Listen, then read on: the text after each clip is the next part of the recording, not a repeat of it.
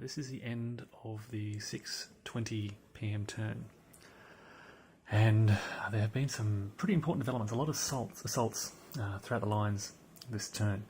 There were a pretty intense series of assaults and counter-assaults. You can see the Prussians out on the left there. The French artillery still doing a lot of damage out this far left of the Prussian line, but the Prussians decided it was do or die, so they've charged the French on the left there. The Guards shifted to the right, and the Prussians thought they'd start to test those French defences. There was a charge there. There were some more charges around here. Generally not much success for the Prussians. They had, you can see here, pretty strong numbers. They just consistently rolled very poorly on the assault roll. In most cases, they actually rolled to close. You can see some of the French there disordered. They just consistently rolled poorly on their assault rolls.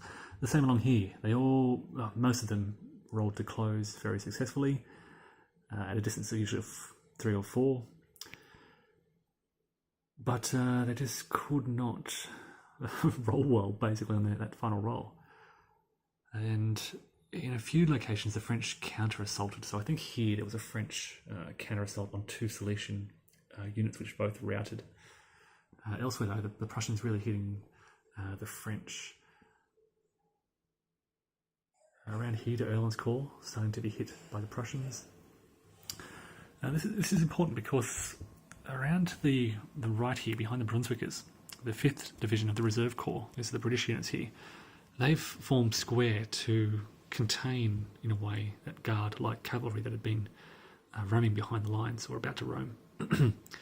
So they've kind of, you can see this sort of little containment line that they've formed of squares, which has really deterred that light cavalry. The heavies, they were active again, but they were pretty ineffectual this turn. I think they tried to charge the remaining Allied cavalry unit up on the heights there, and it didn't go too well. Yeah, it's all pretty quiet around the centre there, and you can see the Allied heavies begin to shift out to the left there, kind of abandoning this right-hand side position, and I'm moving up to the left side of the field. Over on the right, unfortunately, the Dutch Belgians had an early activation, so they've just shifted a little bit further to the right, to the left, sorry. The Hanoverians in line, and Ray's corps beginning to form up. So Foy has shifted around behind Waterloo, forming up on the left, Waterloo in the centre, Jerome's 6th Division on the right. And this is French heavy cavalry shifting around and getting ready to cause some damage here.